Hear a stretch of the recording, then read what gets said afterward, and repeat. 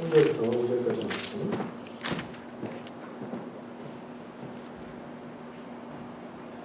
잘 안 보이시는 분을 위해서 화면에도 준비해놨어요. 화면에 띄워주시고요. 그거 보셔도 돼요.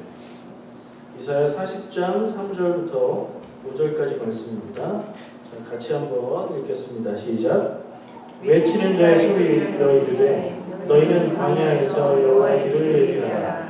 사막에서 우리 하나님의 대로를 평탄하게 하라. 골짜기마다 돋워지며 산마다 언덕마다 낮아지며 고르지 아니한 곳이 평탄하게 되며 험한 곳이 평지가 될 것이요 여호와의 영광이 나타나고 모든 육체가 그것을 함께 보리라. 이는 여호와의 입이 말씀하셨느니라. 아멘. 이거 뭐죠? 다시 구약으로 갔어요.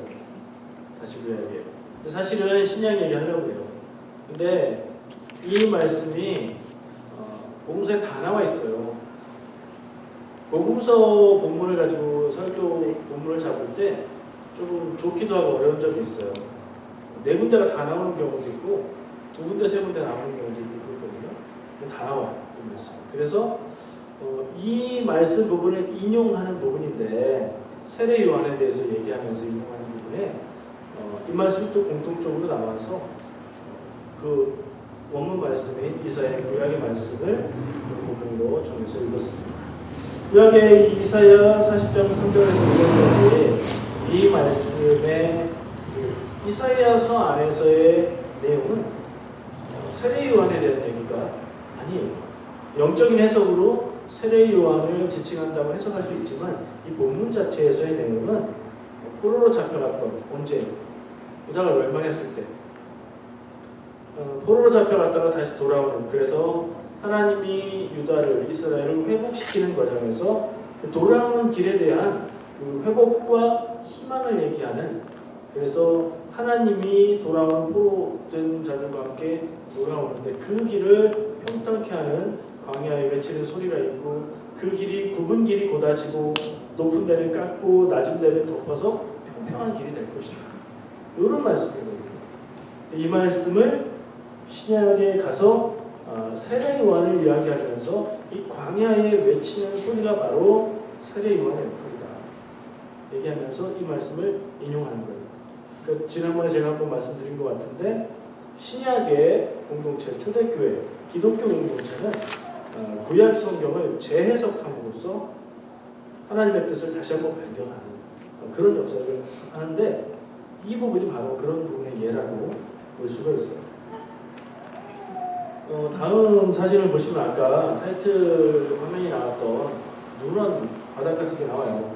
화면이 아까 제가 띄워서 보니까 생명만큼 크게 보이지 않아서 그럼 잘 보세요. 저게 뭐 같아요?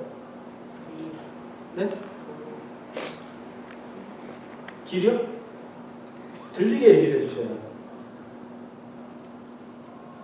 그래요. 제가 얘기해드려야 될 것 같아요. 도로예요, 도로.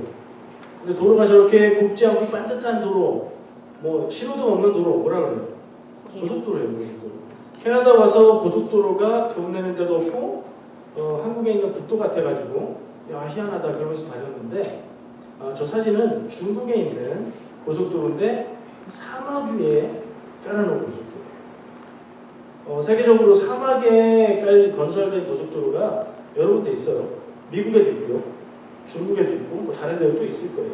가보진 않았어요. 근데 한번 상상해 보세요. 사막에 아무것도 없고 생명도 거의 없고 막 모래 날리고 그러는 데인데 길이 빵 뚫려 있어요. 곧길이나 쫙 뚫려 있어요. 그 길이 없으면 정말 황량하고 죽음의 그런 죽음의 상징이 되는 사막인데 그 길이 있음으로 인해서 거기 아무것도 없이 바람만 날리다가 갑자기 웅 하면서 차가운데 쉥 지나간다고 한번 상상을 해보세요. 그런 장면을 상상하면서 오늘 말씀을 보면 좀 이미지가 와닿을 수 있을 것도 같아요. 중국의 사막을 관통하는 고속도로인데 총 길이가 한 2,500km 정도 더 된다는 얘기도 있고 그렇대요. 그 사막에 건설된 고속도로 중에서 세계에서 가장 길대요. 아마 저기가 연결된 사막으로도 제일 길 거예요. 중국의 사막 두 군데를 지나서 간대요. 그래서 저 고속도로가 건설됨으로 인해서 돌아갔던 길 1300km가 단축이 된대요. 1300km면 하루 종일 가야 되는 길이 단축되는 거예요. 그죠? 고속도로는 그래요. 저런 그림을 보면 어떤 생각을 하십니까? 내가 저기 있다고 생각하십니까? 뭐 하고 싶으세요? 네? 신나게 달리고 싶으세요? 야, 저랑 통하시네. 그래서 저런 데 보면 저런 거 이렇게 보다가 야, 저기 경찰도 없을 거고 길도 빤듯한데 좀 자동차의 그 숫자 끝까지 한번 달려볼 수 있지 않을까. 그런 생각을 해요. 그런 생각을 하면서 저기가 사막인데 달리다가 기름 떨어지면 어떡하지? 주유소가 500km 이렇게 있을 거 아니에요. 기름 떨어지면 어떡하지? 기름 떨어져서 조난당하고 전화도 안 터지고 먹을 것도 없고 그럼 어떡하지? 이런 상상까지 해봤어요. 사막이라는 곳은 자칫하면 죽음의 곳이 될 수 있어요. 그렇죠? 근데 큰 넓은 고든 빠르게 갈 수 있는 길이 뚫리면 그 사막은 다른 데서 볼 수 없는 절경을 보면서 지나갈 수 있는 그런 길이 될 거예요. 그런 상상을 좀 해보시죠. 오늘 나눈 말씀은 아까 말씀드린 대로 세례 요한에 대한 내용이에요. 이사야서에는 아까 얘기한 대로 그 포로기의 회복을 얘기하면서 희망을 얘기하는 말씀을 쓰였는데 이 신약에 와서는 예수님의 길을 예비하는 광야에 외치는 소리다. 이런 상징으로 해석이 돼서 쓰였어요. 굉장히 문학적인 것 같아요. 시적이고 문학적인 표현을 해석해서 잘 사용한 것 같아요. 히브리 유대 민족들, 이스라엘 사람들은 굉장히 신앙적이면서도 종교적이면서도 문학적인 탁월함이 있는 것 같아요. 오늘의 질문이 있습니다. 이 질문을 한번 생각하시면서 끝까지 가보세요. 한편에는 사막을 달리는 그림을 놔두시고 한편에는 이 질문을 끝까지 한번 가져가시면 좋을 것 같아요. 질문 한번 보여주세요. 제가 질문하고 싶은 게 이거예요. 세례 요한은 성경에 왜 나올까? 그의 사역과 삶의 의미가 무엇인가?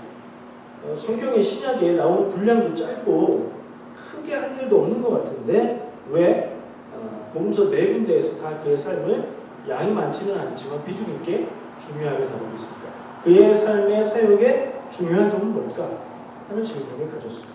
여러분 한번 그걸 질문해 보세요. 세례 요한의 사역은 무엇이었고 그의 사역과 삶은 어떤 의미가 있을까? 성경은 그것을 뭐라고 규정하고 있는 거죠? 세례 요한 얘기하면서 뭐라고 얘기해요? 광야에 외치는 소리. 그리고 그 광야에 외치는 소리는 그냥 아무도 없는 광야에서 허공에다 대고 외치는 게 아니라 사람들을 향해서 외쳤고 뭐라고 외쳤어요? 회개하라, 천국이 가까이 왔느니라 라고 외쳤죠. 회개하라고. 회개를 촉구하는 회개의 세례를 선포했어요.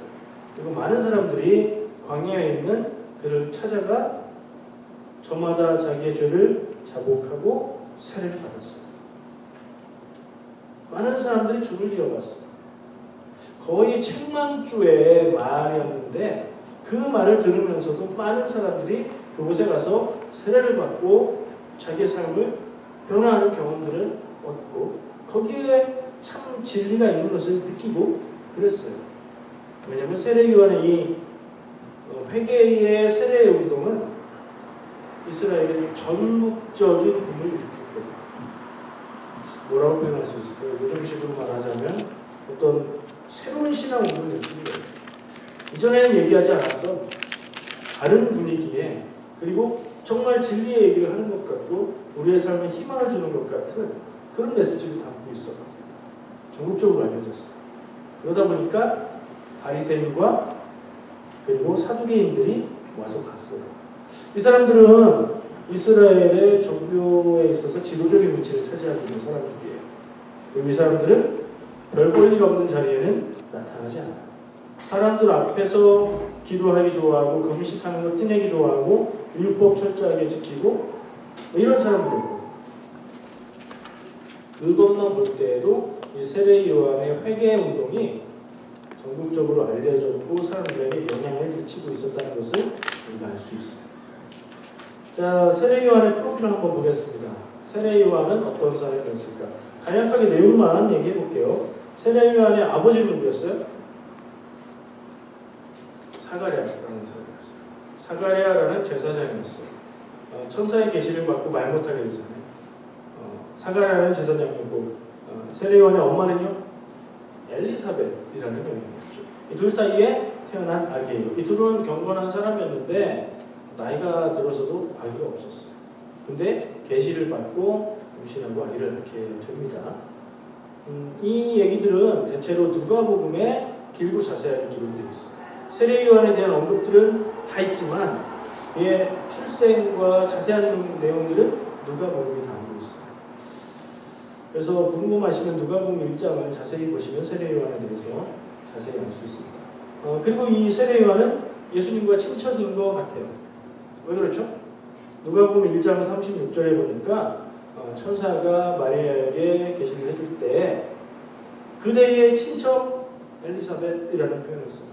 너의 친척 엘리사벳도 지금 임신해서 아기가 6개월이다 라면서 계시를 해줘서 그때부터 예수님이 잉태가 됐으니까 세례 요한과 예수님은 친척간이면서 얼마 차이가 나겠어요? 6개월에서 7개월 정도 차이 나는 형이 될 수도 있고 친구가 될 수도 있는 그럼 관계는 천수는 어떻게 될 것 같아요?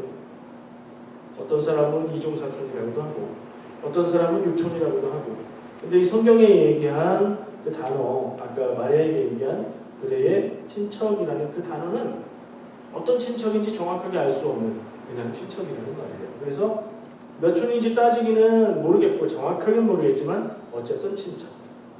그래서 이 마리아가 엘리사벳을 만났을 때 서로 엘리사벳은 예수님을 축복하는 말을 하고 뭐 뱃속에서 뛰논다 이런 얘기도 하고 그러잖아요.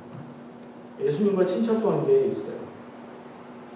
아까 얘기한 대로 이 사가랴 아버지가 천사를 만나서 계시를 듣고 나서 말하지 못하게 돼요. 그리고 또 엄마에게도 계시를 주죠. 아들의 이름을 요한이라고 해요. 근데 이 아기를 낳을 때가 됐어요. 아기를 낳을 때까지 말을 계속 못해요. 오랜 기간을 1년 가까이 그렇게 말을 못하고 있는데 아기를 낳았어요. 사람들이 이 아기의 이름을 아버지의 이름을 따서 사가랴라고 하면 어때요? 라고 말했어요. 엄마 엘리사벳은 아니요. 아기의 이름은 요한. 천사에게 들은 요한입니다. 그래서 아버지 사가랴한테 어떡하지? 그랬더니 사람들이 아버지 사가랴 말을 못하니까 손으로 써서 보여주는데 아버지도 요한. 근데 그 이름은 우리 집안에 이 집안에서는 잘 안 쓰는 이름이래요. 사람들이 야 신기하다 이게 뭔 일이냐 그러고 있을 때 사가랴 입이 터져서 그때 말을 하게 됐어요. 그리고 원래 이름 자체가 세례 요한이 아니에요.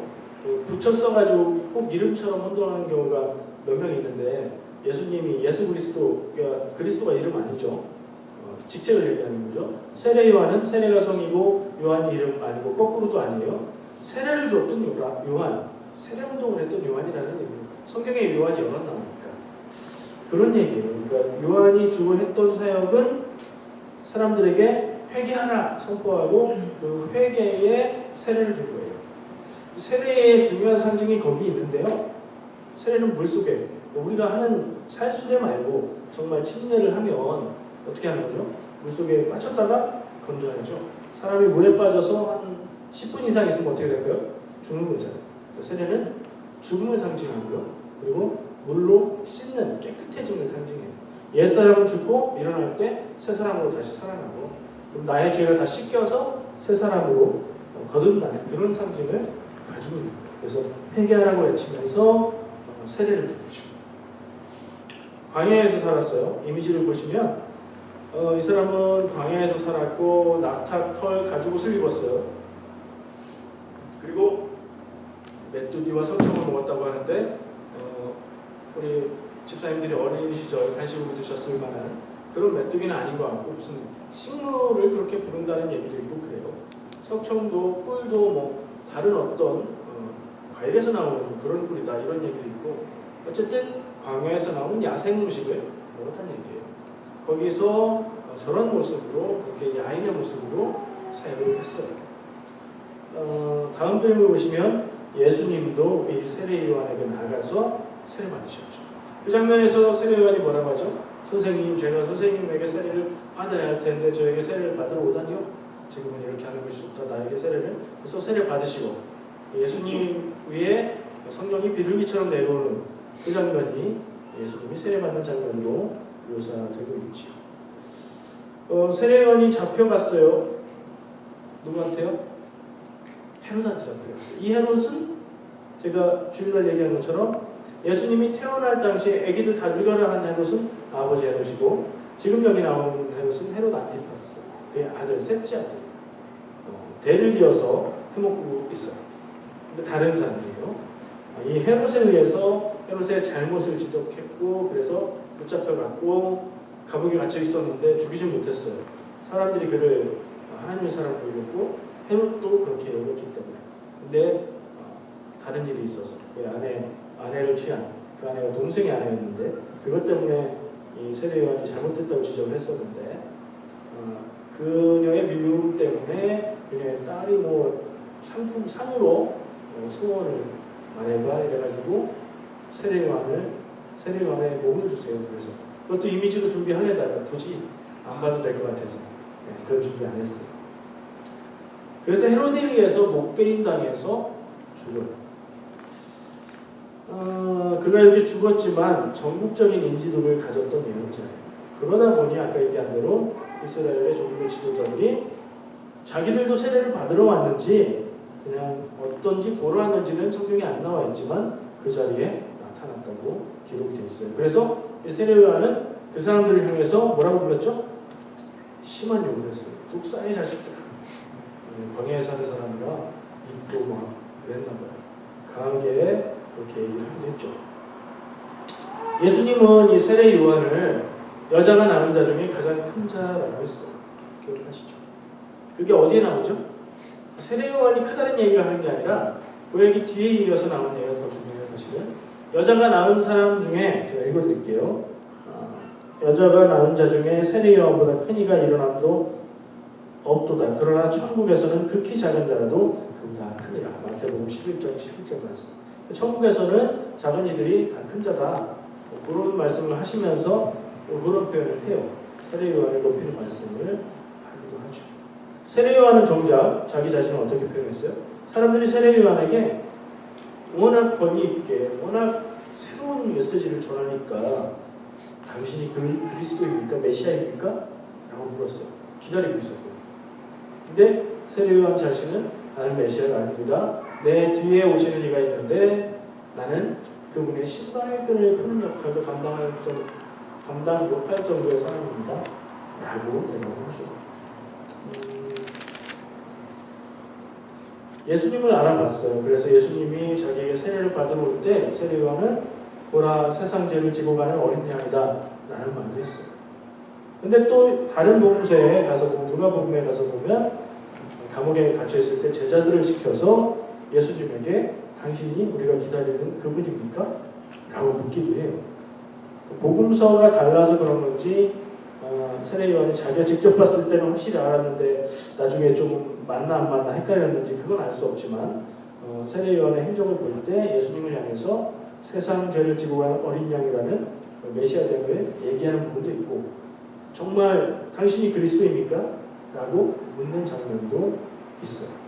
요약을 해보면 예수님과 동시대에 태어나서 광야에서 회개를 선포했던 예언자인데 유명세가 있었는데 그것도 잠시였고 권력에 의해서 죽임을 당했어요.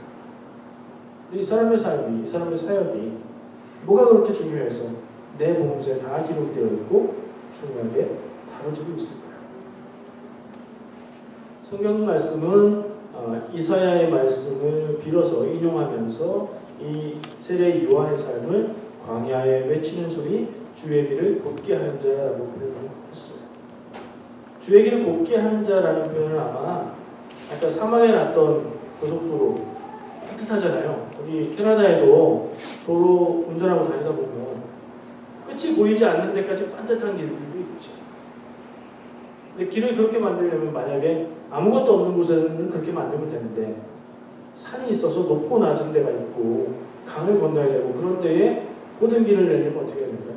산을 깎아내고 낮은 데는 메꾸고 강이 있으면 다리를 놓고 뭐 이런 일들을 해야 되죠. 곧게 하는 일이 그 일인 것 같아요. 그러니까 광야에서 외치는 자의 소리는 하나님이 오시는 길을 하나님이 오신다 하고 외치고 알리는 역할이고, 제가 이해하기로는 그리고 길을 곧게 하는 것은 그 하나님이 가실 길을 평탄하게 만드는 작업을 하는 그 역할인 것 같아요. 성경은 세례요한의 역할을 그렇게 규정을 하고 있는 거예요. 그 표현은 조금 더 우리가 상상력을 가져보면 고대 세계의 왕 말고 황제, 왕과 황제의 차이는 뭐예요? 일본 같은 경우에 황제라고 그러는데 그런 경우 빼고 왕과 황제의 차이는 왕은 황제 아래예요. 황제는 레벨이 최고예요. 권력도 강하고 다스리는 지역도 넓고요. 그러니까 어느 정도 제국 이런 데가 이런 말이 붙으면 황제라고 할 수 있죠. 동양에서는 중국에서 황제라고 했죠. 그런 황제가 어디를 가는 거예요. 행차한다고 하죠. 어디를 가는데 가려고 딱 계획을 세워서 내가 오늘 가겠다 그러면 이제 신하들이 미리 준비하는 거예요. 선발대를 쫙 보내가지고 길을 다 확인하고 길 사방에 사람들이 황제를 암살할 수 있으니까 그런 위험이 없게 다 정리하고 길이 굳거나 길이 불편한 데가 있으면 다 고치고 그 일을 하는 걸 한번 상상해 보세요. 그러면 이 세례 요한이 주의 길을 곧게 하는 자라는 표현이 어느 정도 감이 오지 않으실까. 언덕을 깎아내서 그리고 낮은 곳은 채우고 강에는 다리를 놓고 황제니까 가마나 마차 같은 거 타고 가겠죠. 타고 가는 길이 덜컹거리지도 않을 정도로 깨끗하게 만들어서 그분 길을 곧게 만들어서 그 길을 준비하는 사람. 실제로 세례 요한의 삶은 예수님보다 먼저 그 사역을 시작해서 그가 붙잡혀가고 죽을 때에 예수님이 사역을 시작하셨죠. 예수님 전에 사역을 시작하셨어요. 그리고 예수님이 처음 사역하시면서 전하셨던 선포했던 말씀도 세례 요한과 똑같이 회개하라 천국이 가까이 왔다. 같은 얘기를 하셨어요. 예수님이 구원의 길을 전하는 그리스도로 오신 것이라면 세례 요한은 예수님이 전할 그 길을 먼저 전한 역할을 했던 거죠. 길을 뚫는 것도 중요한데 사람들이 세례 요한의 말씀을 들을 때 뭘 느꼈을까 하는 생각을 해봐요. 중요한 메시지는 회개하라 천국이 가까이 왔다 했는데 그걸 전했는데 그게 왜 광야에 외치는 소리고 그분 길을 곱게 하는 길일까 하는 생각을 해봤어요. 왜 그렇다고 생각하세요? 예수님도 똑같은 거 내용이 어떤지 모르지만 같은 말씀을 전하셨어요. 그걸 생각해 보면 세례 요한이 전했던 바나 예수님이 전했던 바나 이 이스라엘 사람들에게는 완전히 새로운 이해하기 어려운 일이었지 않았을까? 예수님이 전하셨던 천국의 복음, 하나님의 일들, 새로운 삶의 방식들은 이 유대인들이 지금까지 살아온 삶하고는 완전히 다른 이야기를 하고 계십니다. 유대인들이 기다렸던 메시아와 예수님은 다른 그리스도이죠. 강하고 능력 있는 메시아를 기다렸는데 예수님은 고난받는 종의 모습을 보셨죠. 그리고 원수를 사랑하라고 말씀하시고 하나님의 사람으로 살아야 될 길을 얘기해 주셨는데 이전 사람들은 전혀 생각해 보지 못했던 그런 얘기였어요. 사람이 전혀 생각해 보지 못했던 얘기를 들으면 아무리 똑똑한 사람이라도 그걸 알아듣지 못해요. 다 아는 말을 가지고 해도 무슨 말인지 알아듣지 못해요. 근데 한 번 듣고 다시 들으면 알아듣기가 훨씬 수월하죠. 그래서 공부 잘하는 학생들은 뭐예요? 예습해요. 예습하고 복습해요. 그거 잘하면 공부 잘하는 것 같아요. 하나님 나라의 비밀, 구원의 길을 전하는 데 있어서 예습시키러 온 사람 같다는 그런 생각을 합니다. 사막은 아무것도 없을 때는 죽은 것 같은 곳이에요. 생명이 없어요. 물론 있어요. 사막에 살아가는 동물들 생명들이 없지는 않아요. 그러나 겉으로 볼 때는 거의 없는 것 같아요. 사람을 사막에 갖다 놓으면 능력 없는 사람들은, 힘없는 사람들은 죽기 쉽습니다. 죽음의 상징과도 같고 절망의 상징과도 같은 그 사막 길을 가는데 하나님이 그 길을 가실 때에는 아까 그림에서 본 것처럼 넓게 시원하게 곧게 뚫린 길로 간다고 생각해 보시죠.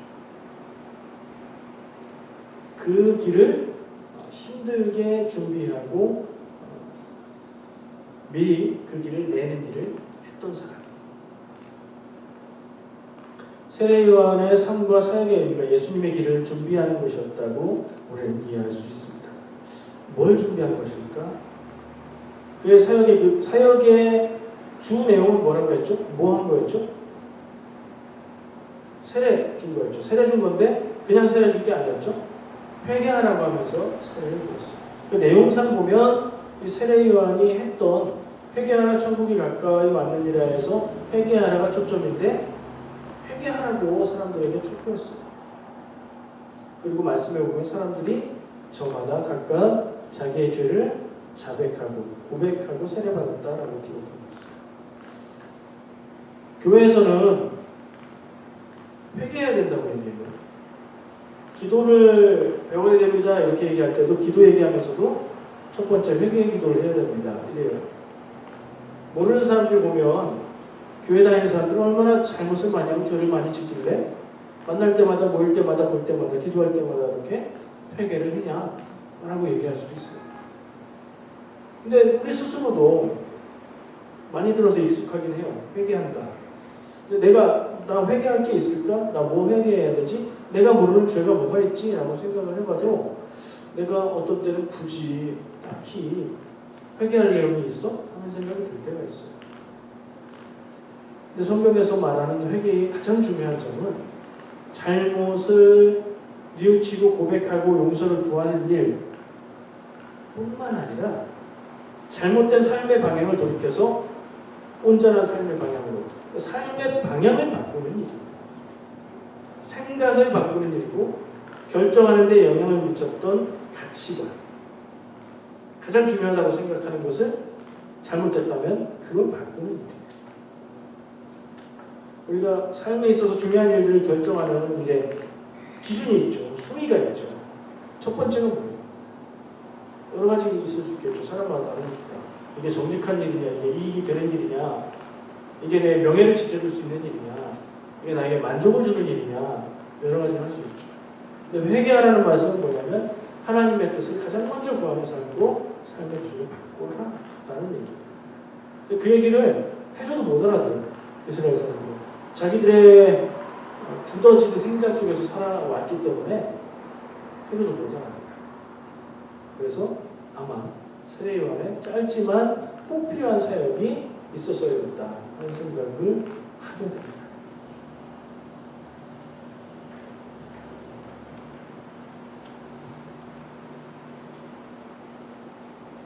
우리에게 한번 적용을 해볼까요? 우리는 뭘 바꿔야 될까요? 맨날 바꿔야 된다고 얘기하고 회개해야 된다고 얘기하고 그러니까 내가 늘 뭐 잘못하는 것 같고 잘못된 길에 있는 것 같고 그런데 그런 죄의식을 가지라는 얘기는 아니에요. 그러나 늘 우리의 삶을 돌아보고 내가 하나님의 뜻을 구하고 있는지 나를 향한 하나님의 뜻은 무엇인지 내가 하나님의 뜻이라고 생각하고 붙잡고 있는 게 있다면 이게 여전히 유효한 하나님의 뜻인지 그것을 늘 돌이키고 생각하는 것이 우리에게 꼭 필요한 일이라고 생각합니다. 마지막으로 세례 요한의 삶과 사역, 행적을 통해서 적용해 볼 그 두 가지를 생각했어요. 첫 번째 회개에 대한 거. 거의 다 제가 지금 얘기하면서 얘기한 내용이에요. 우리 삶을 돌이켜야 된다라고 얘기한다면 나는 지금 돌이켜야 되는 자리에 있는가 아니면 하나님의 뜻 위에서 그 길을 따라 살아가고 있는가. 이게 뭘 하는지에 대한 얘기가 아니에요.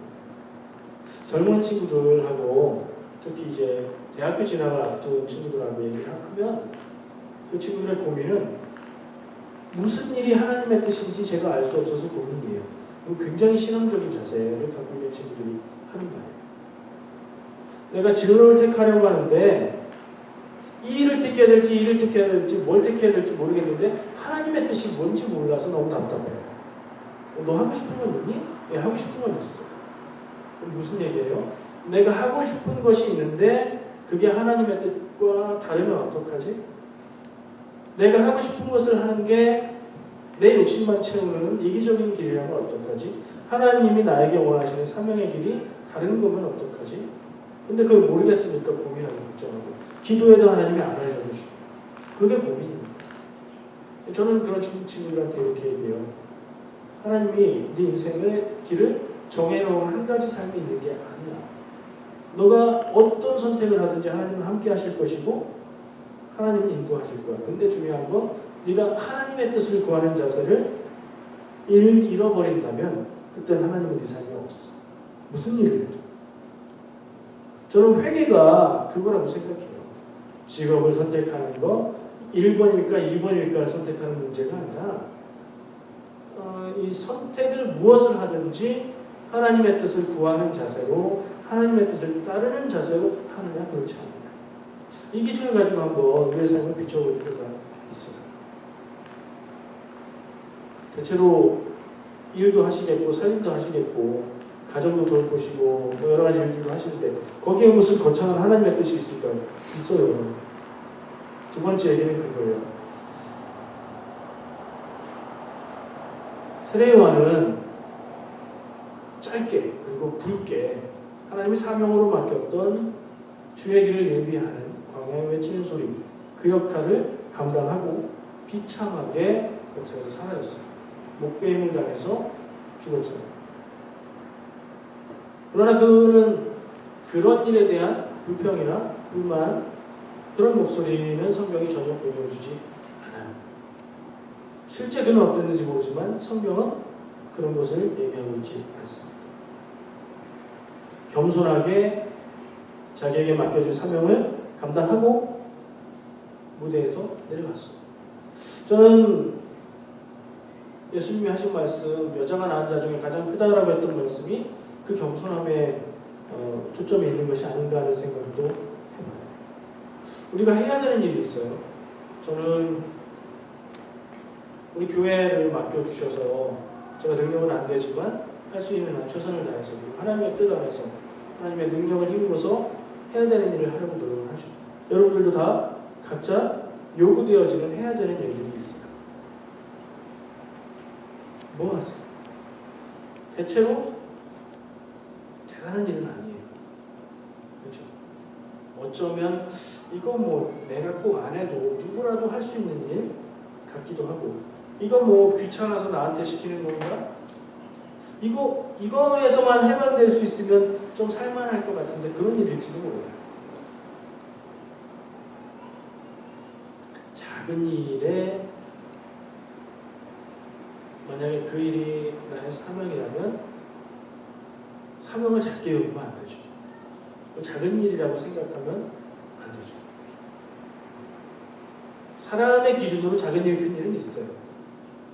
남들이 많이 알아주고 멋있어 보이고 대단해 보이는 일은 큰일 같고 많은 사람을 유익하게 하고 그러면 큰일 같고 내 가족들의 유익을 챙기고 뭐 별거 아닌 일 같은 사소한 일들 같은 일은 작은 것처럼 보일 수 있어요. 사람입니다. 하나님이 사명을 주셨다면 하나님은 그런 겉모습을 보고 판단하는 분은 아니잖아요. 물론 작고 사소한 일이 내 사명이다 이렇게 얘기하는 건 아닙니다. 그건 하나님이 아시고 내가 알아요. 나의 사명, 내 인생의 사명이 무엇인지. 만약에 아직도 내 사명이 뭔지 난 모르겠어. 그러시다면 알 때까지 구하세요. 기도할 때마다 하나님 나에게 원하시는 하나님이 주신 사명이 무엇인가요? 기도할 때마다 물으세요. 그리고 그 답을 찾으세요. 그리고 그것을 믿고 순종해야 됩니다. 그게 기독교인으로서 하나님의 자녀, 성도로서 의미 있는 삶이에요. 사명과 관련해서 제가 얘기할 때는 그 부분에 초점이 있어요. 그리스도인으로서 사명을 벗어나서 살면 의미 없는 삶입니다. 성공을 하고 큰 일을 하고 많은 일을 해도 하나님이 나에게 원하시는 그 사명 바깥에서 살아가고 있다면 의미 없고 믿음으로. 그러나 작은 일 같고 사소한 일 같고 그런 것이 내 사명일지라도 그것을 감당하고 하나님이 원하시는 그 뜻 안에서 그것을 바라보고 살아가고 있으면 사람이 보기에는 작은 삶이고 작은 일일지라도 하나님 앞에서 그게 큰 인생, 큰 일, 사명인 줄 믿습니다. 제가 여러분들의 사명이 무엇인지 모릅니다. 클 수도 있고 작을 수도 있고 작아 보일 수도 있고 커 보일 수도 있어요. 대단히 힘들고 귀찮고 따분하고 어려운 일일 수도 있고 즐겁고 행복한 일일 수도 있어요. 어떤 것을 주시는가는 토기장이 되신 하나님의 주관할 거고요. 우리는 그 하나님의 뜻을 구하고 믿고 그렇게 살아가는 순종, 그 삶을 살아야 주고 있습니다. 구하지 않으면 모르니 믿을 수도 없고 믿지 않으면 믿음이 없으니 행할 수도 없어요. 세례요한은 예수님의 사역 앞에서 그 길을 예비하는 사람으로 살았습니다. 예수님의 사역은 모든 사람을 구하는 구원의 길을 여시는 일이었습니다. 세례요한의 사역이 예수님의 사역에 비해 하찮아 보이고 작아 보이고 짧아 보이고 비중이 없어 보일지라도 그 일을 통해서 예수님의 사역이 힘이 되고 길이 열려지고 있다면 그것은 꼭 필요한 일이었고 귀한 일이었는 것입니다. 여러분들의 삶과 시간과 인생과 노력을 통해서 하나님이 하신 일이 있습니다. 저도 평생토록 한 일이 내 인생 끝날 때까지도 그 열매를 보지 못할 수도 있습니다. 그러나 하나님의 뜻이 있는 곳이라면 그 순종을 통해서 하나님께서 일을 하실 줄 믿습니다. 그 믿음이 있으시길 바라고 큰 일이라고 두려워하지 말고 작은 일이라고 하찮게 여기지 않는 그런 삶을 사시기를 축복합니다. 기도하겠습니다. 사랑해 주님 감사합니다. 오늘 우리에게 주신 말씀 기억합니다. 세례요한도 하나님이 보내주신 사명을 따라서 겸손하게 사명을